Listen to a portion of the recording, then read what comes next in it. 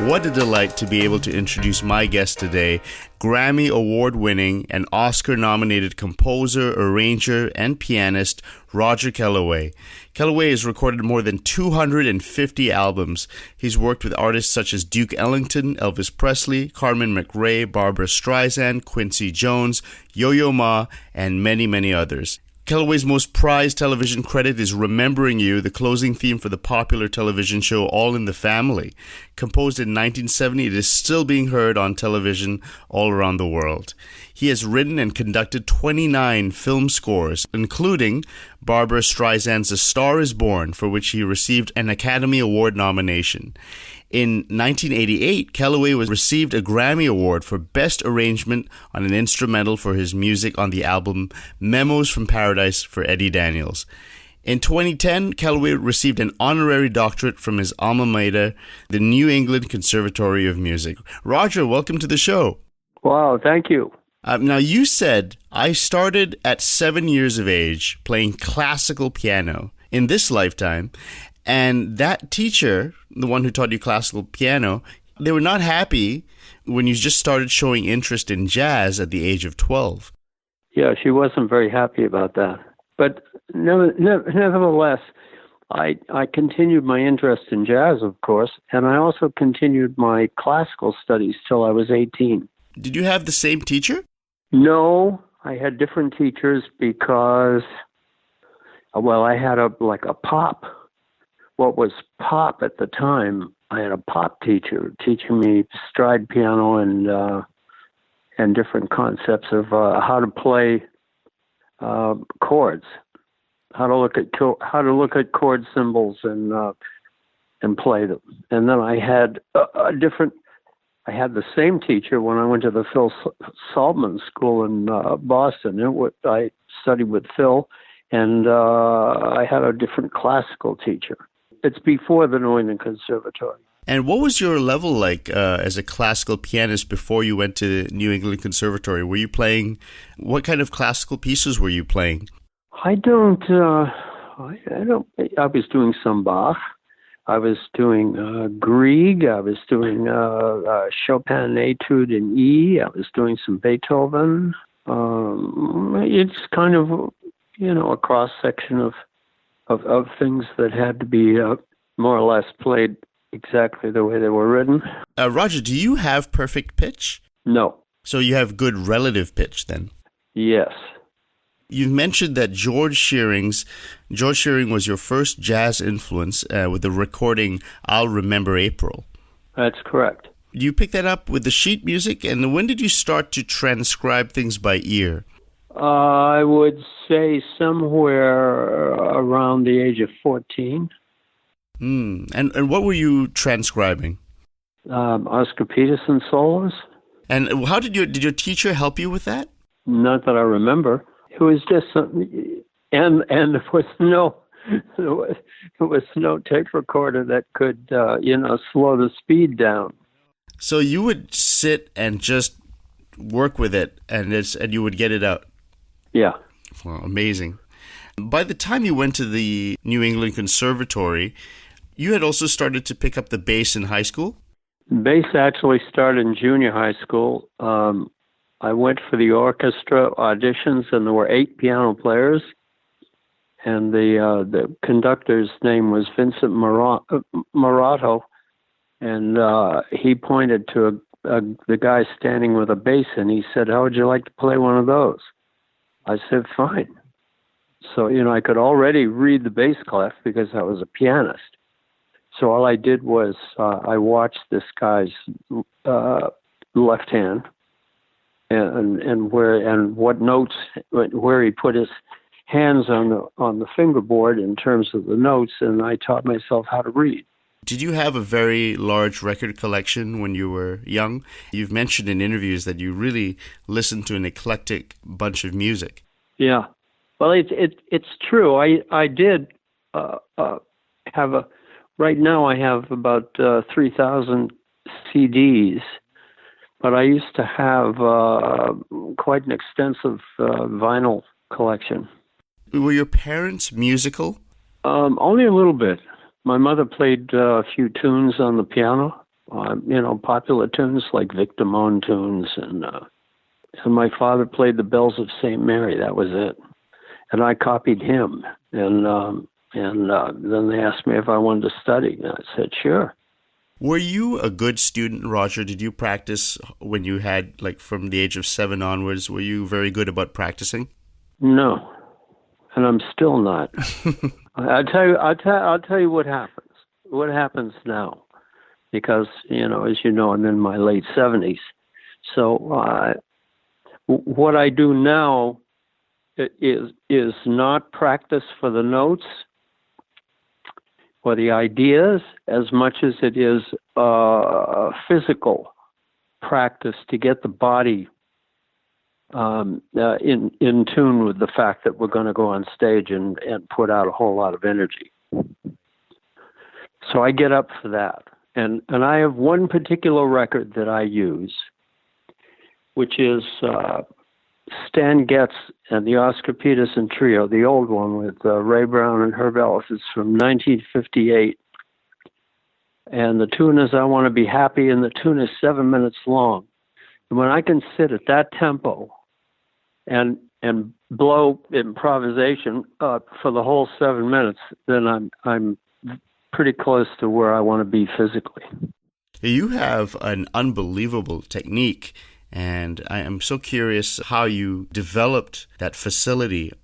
I think other than the classical studies, which obviously teach you how to play the piano and how to appreciate the piano, a lot of what I do has been influenced by 20th century classical music.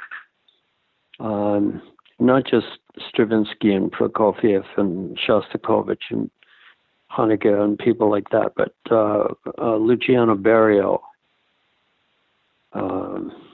It's just the classical music gives you a different way of looking at space, because classical music all the way up and down, when you're writing and you're writing in a classical mode or you're writing for film, you've got the whole sound spectrum to deal with, as opposed to when you're doing jazz. Usually when I'm doing jazz, it's either solo or with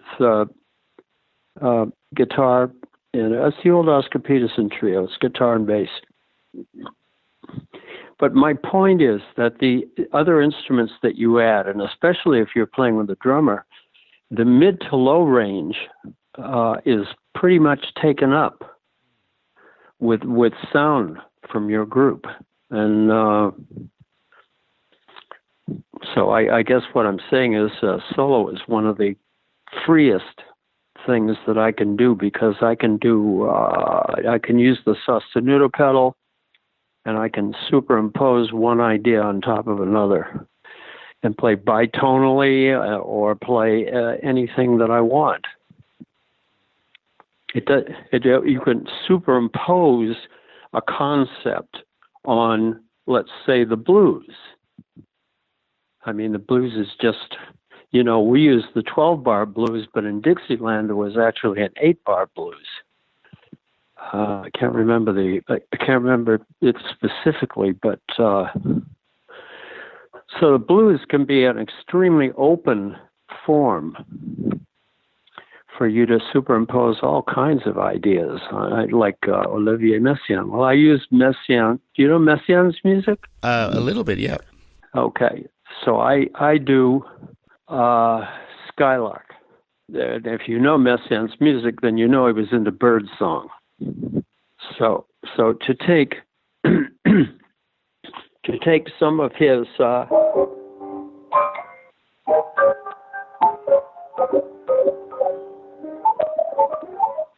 bird improvisations and add them or interject them into the concept of playing Skylark is kind of my sense of humor. It's like Hoagie meets Olivier. Right.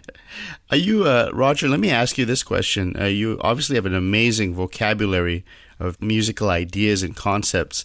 Are you also a very good reader? Because you mentioned you were training to be a concert pianist. I would not call myself a consummate reader.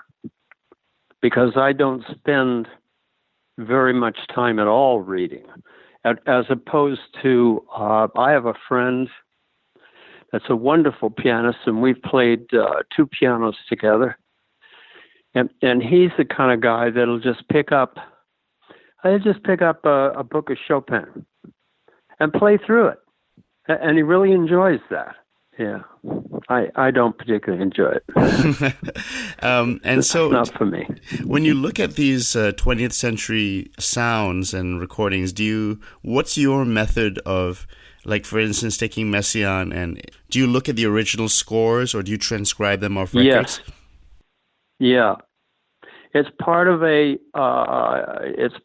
looking at the scores. I have many of his scores, and part of it, like what I just played on the piano, is nothing. It's not specific in terms of Messiaen, but in a way it is, because my ears have heard his music for probably 40 or 50 years, and there's a way of making abstract sound where if you have one hand doing a lot of black keys and the other hand doing white keys, or the other way around, you're going to get an abstract sound. Now, the other thing is that there are certain voicings that Messiaen uses, and he has a 2-volume set that explains everything about his music, and the decitalas and all the Indian stuff, and the modes that go forward and backwards. But it's a matter of getting that kind of sound into my ear. When I play Skylark, and I'm going after a Messiaen kind of sound, I know whether I'm getting it or not. I was very close with what I just played. That's and there's certain patterns that he likes to use. You know, it's just unbelievable stuff, and it all comes from his organ playing. I knew people that used to go and hear him play every Sunday, and he would just improvise. And if you know the organ, the classical organ, the pipe organ, you can tell that his orchestration is very much dependent on the sound of the organ. That's the key. It's an amazing. It's one of the most original composers of the century. When you went to New England Conservatory, you stayed for 2 years before you went on to work in the industry. You majored in piano and minored in bass, but you also took composition as well? The second year the first year I was studying with Roland Nadeau on piano, and I was studying with Georges Malheur, who was the first bassist with the Boston Symphony. And I was studying composition with Judd Cook. And the second year, I think I was more of a composition major and a bass minor. But also thrown into that mix was Lorna DeVaron, Cookie DeVaron, we called her. She was the chorus conductor.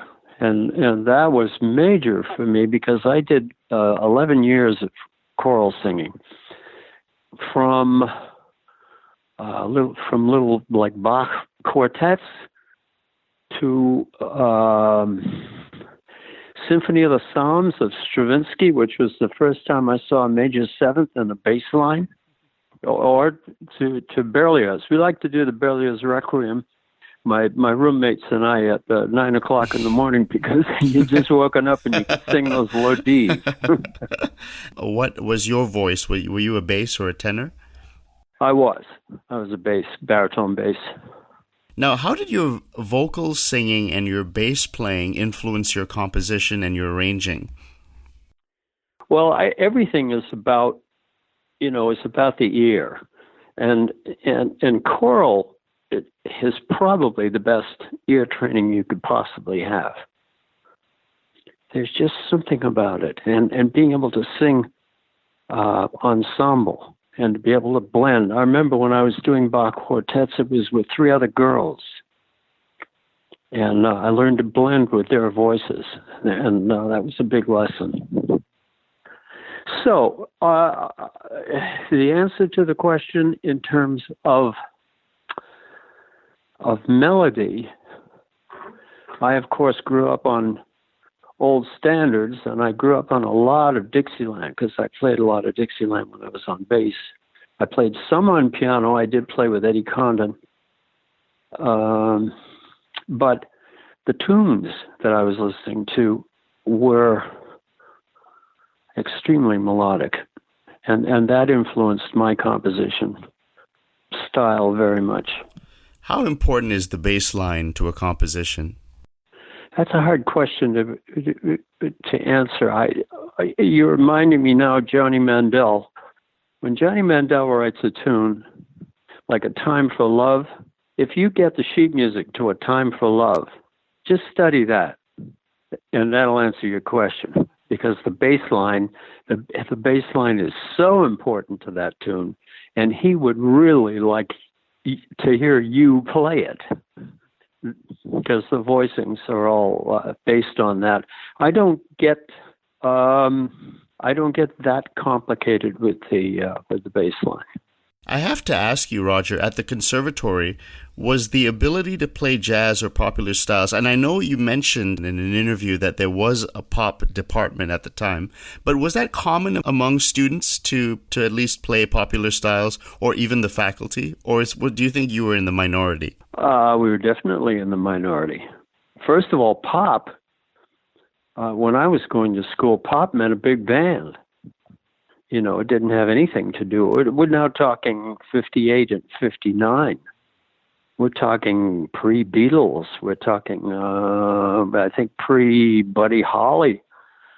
Things were about to change, but at the time, a big band was what was represented, representing the pop field.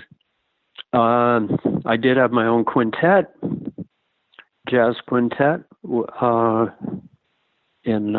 in college, and I did have one of my fraternity brothers, who was Phil Wilson, who eventually ended up teaching at Berkeley. He also played a lot of years with Woody Herman. Were the other students curious about your ability to improvise and to do that kind of thing?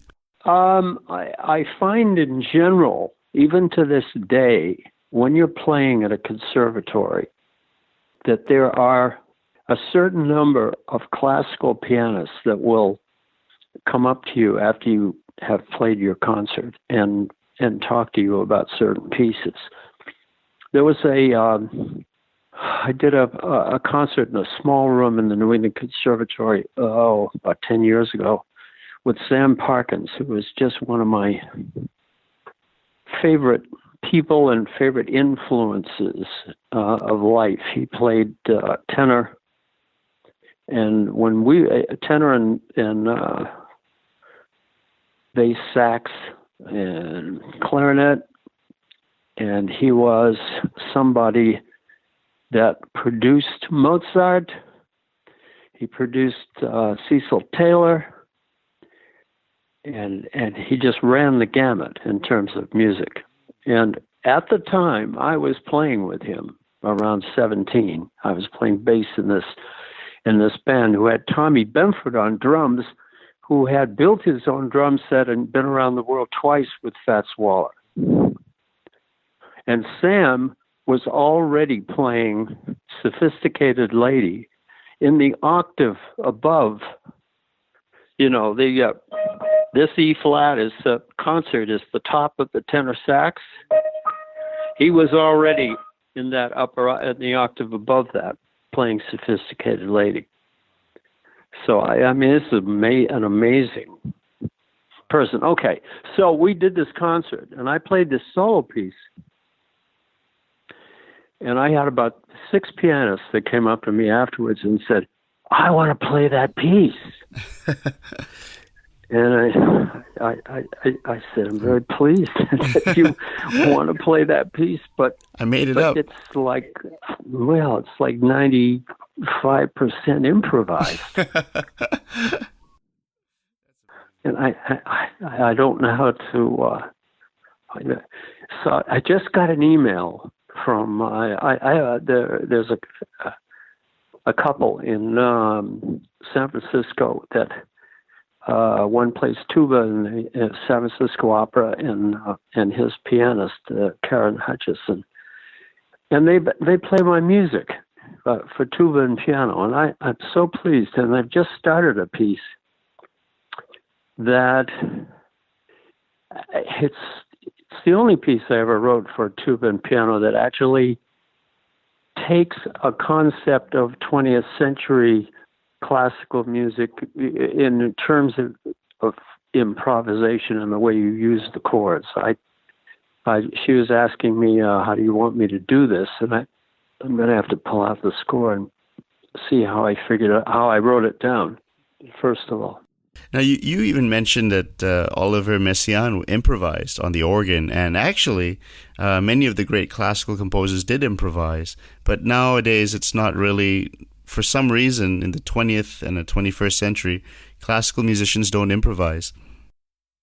Well, that got shut off, but I'm not sure which century. It was the 18th or the 19th century, and I believe there's a famous Beethoven sonata that's connected to this, or maybe it's a concerto for piano. I think it's a sonata, where the cadenza had always been improvised. And prior to that period, cadenzas were always improvised by the player. Somehow that cadenza got written down. And from that point on, that cadenza was always the same. So you're right. It got, I don't know how, or I don't know why it happened, but that's sort of how it happened. It got shut down. So when a classical player hears you play, they think of you as being in a different world than they are, because you're at liberty to pick your own notes and your own phrasings and all of that. I happen to think that it's a lot closer than that, because each time, even when you play a Beethoven sonata, you're still in a different time and space, and you're still going to, even though the notes are given to you, the whole thing that surrounds your performance is somewhat like our ability to improvise. And he was a great improviser. Yeah. I wanted to ask you, you mentioned some of your influences being George Shearing, then to Billy Taylor, Oscar Peterson, Horace Silver, and in the interim, Fats Waller as well. Did you get to... Yeah, Fats was always hanging around. Did you get to meet any of these influences? I know you met Oscar Peterson. I met all of those. I met George Shearing several times. I met Billy Taylor. I did the CBS morning show. He had me on as a guest on that, and he actually wrote the album notes to my first album that I ever made. Gene Lees was my lyric partner for 50 years, and he was doing a show with Oscar in Canada, I believe, and he said, "How do you feel about Roger Kellaway?" And Oscar said, "I love Roger Kellaway. He knows the tradition and he's not afraid." Now, I've never known what he meant by he knows the tradition. Okay, I get that. And he's not afraid. I like that comment. It's great. So we saw each other a few times. Gene and I were in Milan, and that's when I met Oscar. But I never got to hang out with him very much. I never got to hang out with Horace very much. But there's an old picture. Well, what is that old photograph that was taken in New York of it's on the steps of a building, and it's like 100 jazz musicians or something like that. And then we took one in L.A., similar to it. And I tell you, only from a historical standpoint, there's only one person who is in both pictures, and it's Horace Silver. He was amazing. Now, Roger, your Dixieland roots, you've talked about those. What about bebop and Charlie Parker, Dizzy Gillespie, Bud Powell, and that? Did you have any influence? Did that influence you indirectly or directly?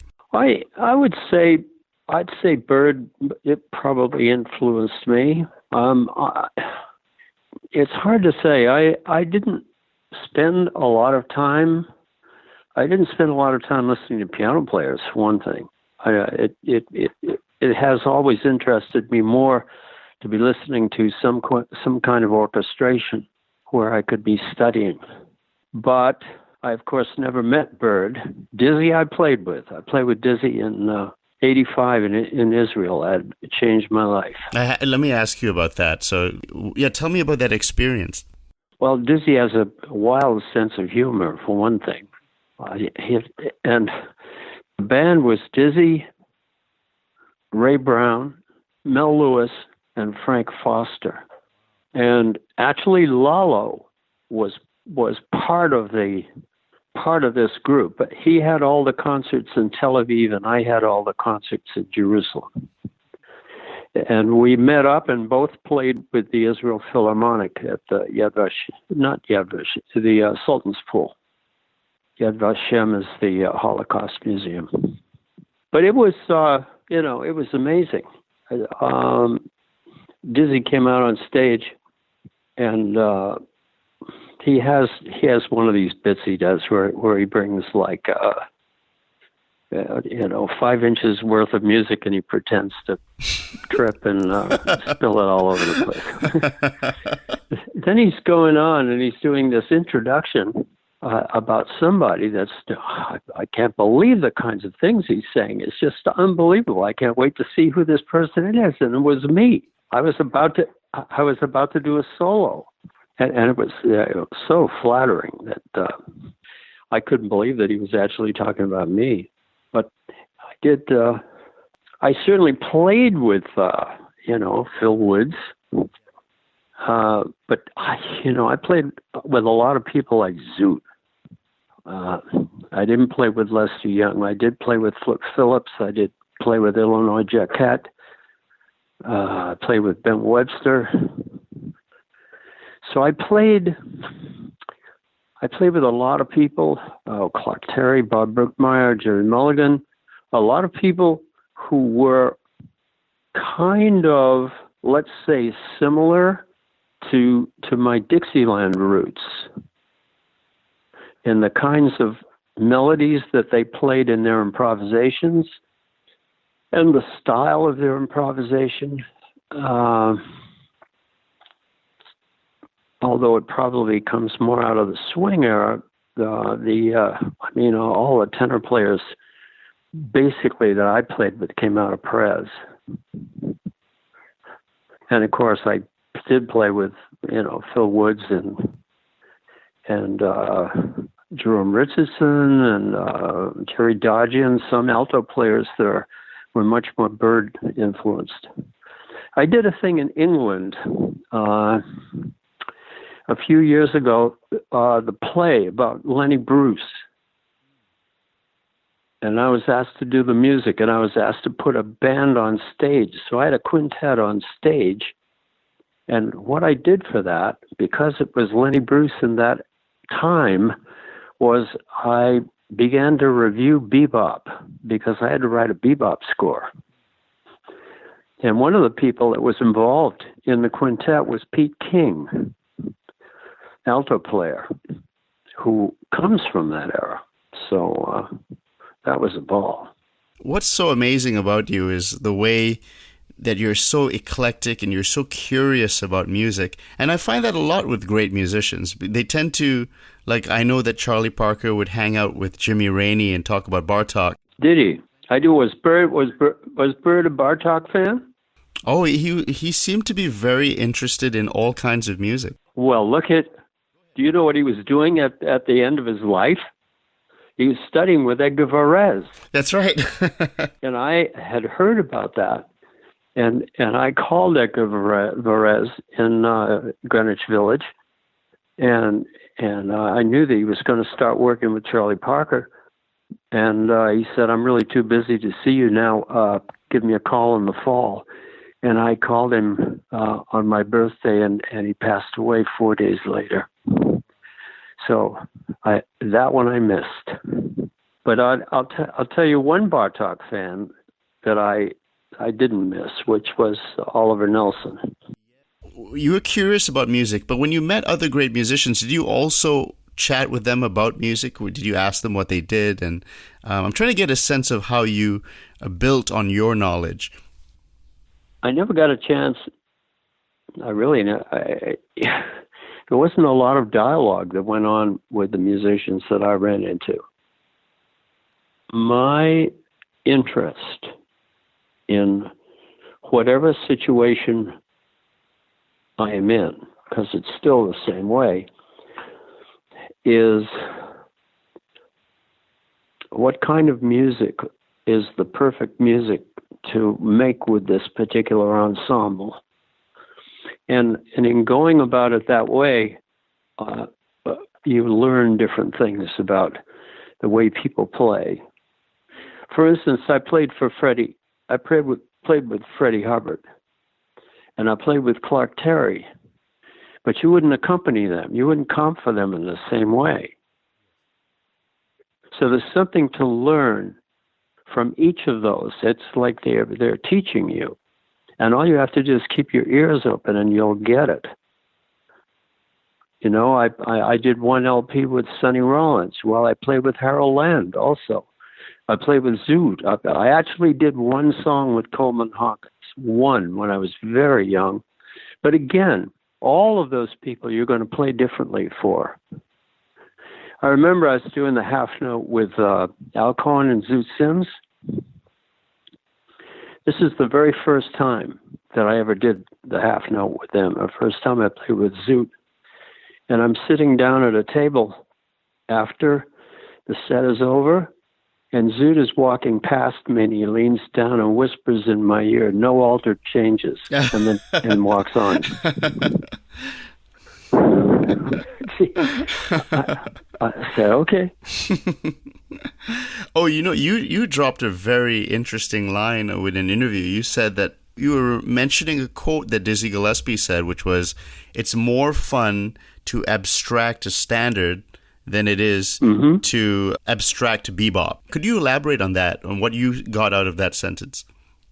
What I got is the standard probably is going to be less complicated. Let's take Dixieland, for instance. The tunes that are in Dixieland are extremely simple. I played a whole summer with Bobby Hackett, who had a little chord book. And the most advanced a chord was in that book was a 7, maybe F, like an F7, E flat 7. But, you never saw A minor 7 flat 5, or it just didn't exist in there. That would be C minor 6. In that simplicity, you're able to stretch. You're able to stretch out much farther than when you're playing a lot of bebop tunes, which have more complicated changes. I'm just thinking of Tad Dameron's "Our Delight," which is a tune I really like to play. But anyway, that's what he means by that. The standards have more space in them, and an inherent simplicity within which he can go to the moon if he decides. And it isn't. It's more restrictive, to play bebop tunes. And in an interview with Jazz Review, you said, "One of the things I feel is my legacy to the swing, and the reason for that is that some of the music I've heard in the last few years is that it doesn't know anything about the tradition of jazz swinging, and most of the people I've done that with are gone. So I feel a responsibility about swinging. Could you talk about that? Yeah. Well, I do. I'm going back to Gene Lees wrote a book on Oscar Peterson, and he asked me once, "How do you feel about Oscar? Or what is it about Oscar that you love?" And I said, "The will to swing." And he said, "That's great. That'll be the title of the book." And it was. And it isn't the only thing that I like to do, but when I'm with people that really can play the pocket, it's a lot of fun to do that, and to keep the tradition and the simplicity of the tradition going. Because now, for a long, long time now, we've had, for instance, a tremendous influence by Coltrane. And it usually isn't the early Coltrane, although the early Coltrane is pretty monstrous. When you listen to Miles Davis' Milestone, and you listen to the Cannonball and Coltrane trading choruses, and man, it's just stupefying what's happening. But the idea of playing really long solos and not knowing how to structure it, which you call editing. Yeah. I think Bird, somebody said to Bird once, "Gee, if there was anybody I'd like to hear play a long solo, it's you." And I believe his answer was, if I played a long solo, I'd be practicing, which I found extraordinarily interesting. Because, remember, most of these people that I grew up with made 78s. And in a 78, you only had 3 minutes. So if you were a Dixieland band and you had like 3 soloists, they could only play one chorus. So you got used to making one chorus or 2 choruses mean something. Now, you said something profound, that when you were starting out, you hung out with musicians twice your age, and it really had a profound effect on you. Talk about how that's important for a young musician, just to be around people who are wiser and experienced and older. Well, here's the thing. When you're young and you're hanging out with people that are your age, you all have questions about the music or about this or that has to do with improvising or whatever the questions may be. And because you're only hanging out with people your own age, you're not able to answer those questions. You need people that are older than you to answer them. That's why you need. That's why generally people that are older go into teaching. It means a lot. I just it wasn't that we had a whole bunch of intellectual conversations, but I got to play on the bandstand with people that were twice my age, and I got to feel that and listen to. I mean, I was growing up with Clark Terry and Bob Brookmeyer, and I'd, for instance, if Clark didn't show up for the first set, Brookmeyer was likely to get much more spaced out, and that was a lot of fun for me to try to figure out where he was going, because a lot of times he'd be up a minor third, literally leaving Bill Crow in the original key. He'd be up a minor third, but maybe he'd be playing like Lawrence Brown with a plunger. There's so much stuff. But anyway, the kids are I hope they're wanting to know the answers to some of these questions historically, because the older I get, the things that I learned when I was a teenager become more important. Really, how to play a ballad is it's an ongoing thing for your whole life. How to play a tune like Emily of Johnny Mandel's and play one chorus of improvisation and have it just really mean something. Just play from the heart, but with simple lines and not overcomplicating the harmony. Let me ask you this, Roger. What, in your opinion, what's the best way to learn harmony? Gee, I don't really know the answer to that question because I poked around so much until I kind of, I started off with what we'll call combo orcs, and they were a series of books that were put out for like quintets, and we would take those to our gigs and play tunes out of those. So I was learning basic chord symbols, and then my influences became some of the bands I listened to, and some of the, like Ellington, in terms of voicings and how to look at a chord and do something different with it. I mean, beyond the regular chord first position and second position.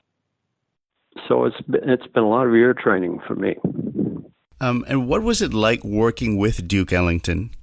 The thing here's what happened with Duke, and I've got the one sheet to prove it.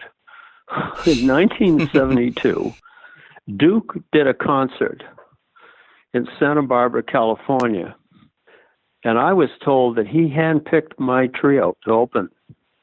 So I was there with Chuck DeMonico and John Guerin, and we opened for the Duke Ellington Band, which at that time had, for that gig, they had Cootie Williams, and they had the tenor player. I can't think of his name. Anyway, the one they always left 6 chairs in the tenor in the sax section. Paul Gonsalves. So, in case he showed up for the gig. Now the odd thing about that night is I never got to meet Duke Ellington. He only came out of his dressing room to go on stage and conduct the band, and then he went away. So we didn't have a relationship, really. But this reminds me of a player I played with. Think about this. I played a clarinet player named Tony Coe from England. And do you know Alban Berg's music? Yes. Yeah, he do. He's one of the second Viennese school. Yeah, he's a student of Schoenberg. Okay, think about this. This guy, Tony Coe, his 2 main influences in life are Alban Berg and Paul Gonsalves. Now, that is right up my alley. So we did an album. We did a free album. The last track was blues, but everything else was free form from beginning to end, just right off the top of our heads. We had such a good time. Ended up selling it to Germany. I think it's still, I don't know if it's still available. It's called British American Blue, and it's the freest playing I've ever done in my life. I have to ask you now about Quincy Jones, who you also worked with. Yeah, I've known Q for probably close to 50 years. I did a lot of film scores with him, because he lives in L.A., and we now have a condo in L.A., and so that means I'll be going to more events, and I'll be running into Q more often. Last couple of times have been at the L.A. Jazz Society events. In fact, he was there, I believe the evening was honoring Johnny Mandel, and he came to introduce Johnny. So we see each other from time to time. Well, he studied in France with Nadia Boulanger. And so you and him, there's like a connection of both loving classical music and also loving jazz, and just generally being a full musician, loving everything. Yeah. Well, Q's pretty remarkable. I mean, have you seen the documentary on him called Quincy? It's well worth it. It's done by his daughter, and it takes you all the way from the early ghettos to all the way through Quincy's life and the importance of Sinatra and a whole lot of things. Do you guys have a warm personal relationship? Yeah, he was there in 2010 when I got my doctorate. That's right, at the New England Conservatory. He got one too. It's just that his doctorate was his 39th. When you guys get together, do you talk about music? What do you guys talk about when you guys, especially when working on the film scores? Well, film scores you don't get to talk to anybody for very long because you're there in the orchestra, and you certainly, if Quincy's the leader, you don't get to talk to him really about anything unless he's talking to you about something. And that's what I found out in conducting my own scores. When I started conducting my scores, the first person I called to apologize for all the talking I did was Dave Grusin. Because I couldn't believe the amount of space that you needed around yourself you just needed some quiet. So doing scores and stuff like that in studio work, it is not a time where a lot of conversation is going to go on. Sure, you get 10-minute breaks and, you kibitz and talk about different things, but mostly you're focusing on what's going on. Well, Roger, I want to switch to the Cello Quartet, which is really some of the most beautiful music I've heard. Really beautiful. I guess you would call it crossover in your interviews. When you sat down to write that music, can you just talk about the process of writing that music, how you would go about doing it? Well, the thing is that I wanted to do piano and cello music, but I didn't want to do the repertoire. I wanted to write some newer things. The interesting thing about the cello is that every note that the male human voice can sing, basically the cello can play.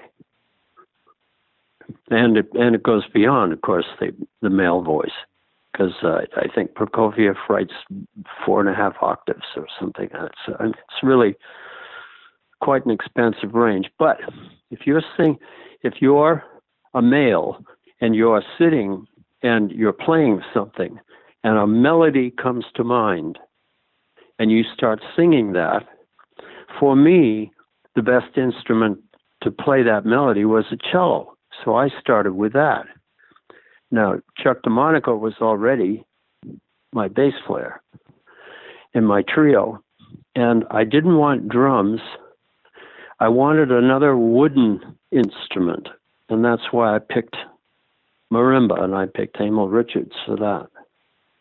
So it was a whole group based around crossover concepts that, well, nobody knew it was crossover at the time, but concepts that went between classical and jazz, and a marriage of wood, and of course odd times, but Emil and Chuck and I we kind of got that experience with Don Ellis.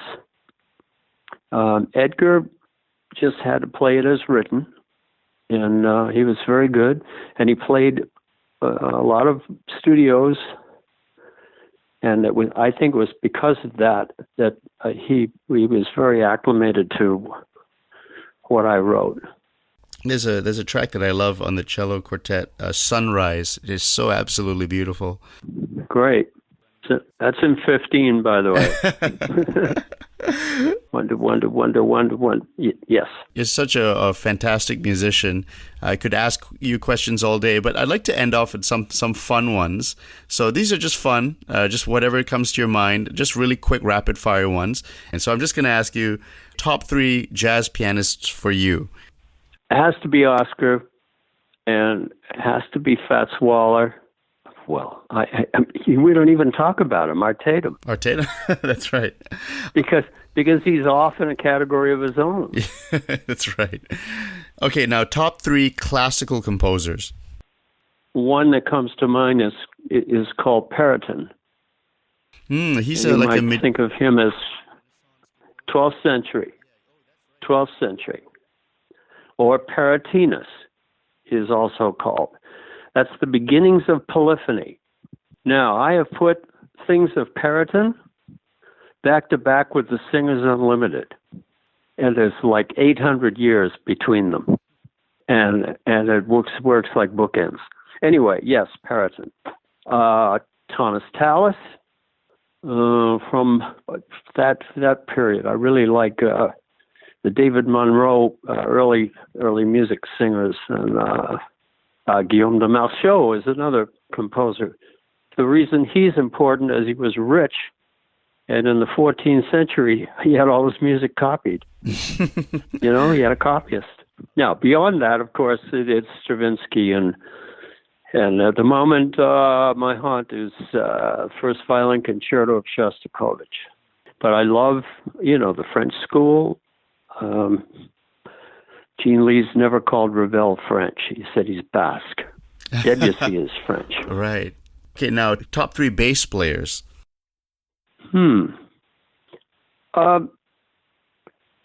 Certainly, of the younger generation, Christian McBride. I really like him a lot. I loved my bass player, Chuck DeMonico. And let's put Michael Moore in that mix. There are others. George Mraz, Milt Hinton, George Duvivier. Was it Arvell Shaw? Wasn't he? He was a Dixieland player. Yeah. Top 3 guitarists that you've worked with, or just guitarists that you like. Well, I'm going to name you 3 that I adore, not only because I love the way they play, but they're just 3 of the greatest rhythm guitar players you'll ever play with. And Bruce Foreman is one, Russell Malone is another, and Martin, Taylor. English player that Martin Taylor lives in Scotland. And all I'm ever after is Herb Ellis. But these guys come the closest, and they're absolute champions at playing rhythm guitar, and guitarists are not necessarily there for that. This is a really special art, other than how they play melodically. You're a master arranger. Who are your top 3 arrangers? Gil Evans is certainly one of my favorites. Bob Brookmeyer, Thad Jones. Elvin Jones said that Thad Jones always talked about you. Yeah. I was doing a session. We were on this session. Bobby Colomby was producing for Gary LaMelle. It was his album. And Bobby was the drummer for Blood, Sweat, and Tears, and he also owns the name. So Bobby Colomby is feeling no pain. And he said, when was the last time you ever heard Elvin on a vocal album? I said, I can't remember. He said, exactly, never. So it's during a break, and I go up to Elvin, and I gave him a hug, and he whispered that in my ear. Thad Jones always talked about you. Which is like one of the great comments. Anyway, it's just, I was thrilled. And I guess the final one I want to ask you, Roger, is, in your opinion, who are your top 3 popular music songwriters? Okay, because we'll talk briefly about a project that I've been on and off for 6 years, and that would involve Paul McCartney. Paul McCartney's music is music that I never paid any attention to, because he and the Beatles were kind of responsible in a major way for all kinds of music changing, and there were many of us in the jazz world that hated that. And it wasn't until many, many, many years later that I really got to realize that Paul was not only a great songwriter, but he was really the Beatles. And he also came out of Old English theater. So I'm doing this project for this entrepreneur, Dennis D'Amico, in New York, and he's connected to the McCartneys. And he's saying, I want to do an all McCartney evening. And I've got Peter Beats on piano. And now I've got you. And I think you and Peter should do something together. So I started thinking about it. And what I arrived at was Many Moods of McCartney. And it's a 3-movement piece based on 10 songs of Paul's. And the assignment was you could only use songs that he wrote 100% or at least 85% of. And you can research that. So, I mean, it's possible. You could find that out. It was for 2 pianos, bass, and drums. So that premiered in the fall of 2014. And now I am adding, because I have people, orchestral people that want to buy this piece, but they want orchestra. So I'm adding strings, 8 winds, and 2 French horns. Now, what I'm getting at is this involves a tremendous amount of study, going into the Beatles songs, finding out which ones are qualified for the assignment that I've been given. And really, how many of these songs are so like Dixieland? Like When I'm 64 and Your Mother Should Know and Honey Pie and man, you know, aside from Yesterdays and Here, There, and Everywhere, which are just gorgeous melodies. So beyond Paul, it's hard to, you know, I have to go back to Johnny Mandel, you know, who's still writing. And now we're kind of going back into the old standards, you know, Hank Mancini, Michel Legrand, who just passed away. You worked with Henry Mancini. I did a couple of film scores with him, and I did have, I had 2 dinners with Michel, one with the Bergmans at their house, and Michel played and I played. And that was interesting. The other dinner I had in Paris. He came to a concert that I was playing that night, which I was very flattered. We never did get to spend very much time together. I did do a film score for him with Toots Thielemans. Thielemans was in Devon, England, where I believe we recorded a long time ago. I can't remember the name of it. Well, Roger, I mean, what a thrill to be able to talk to you and ask you these questions. You're really one of the world-class musicians and one of the greatest players and composers around. Thank you so much for the music that you've done. Would you like to mention, you mentioned the Paul McCartney project. Are there any other projects you'd like to mention for my audience? Well, let's just say this piece, Many Moods of McCartney, is 28 minutes long. And if you go to my website, you can hear the 14.5-minute version of that. Just by, I think, there's a button that says Many Moods of McCartney. So I think that would be very enjoyable for your listeners.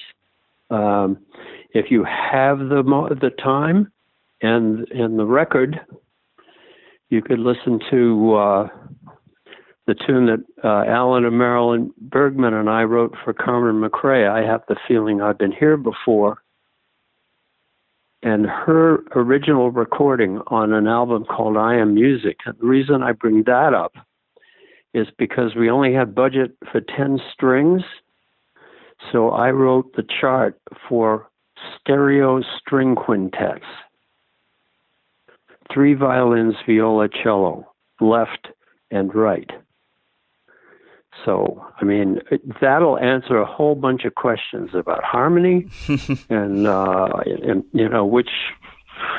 what to give the left side. How do you balance the left side and the right side? I'll never do this again. Too much of a pain. It's very, very difficult. But it was a live recording, so no overdubbing. Thank you so much, Roger. I hope you had a good time in the interview as much as I had researching and listening to your music. Just wonderful. This is fabulous. And what a treat and a pleasure for me, and such an honor. Thank you again, and I hope to be able to talk to you soon. Well, I hope so. It's my pleasure, and thank you so much for inviting me to do this.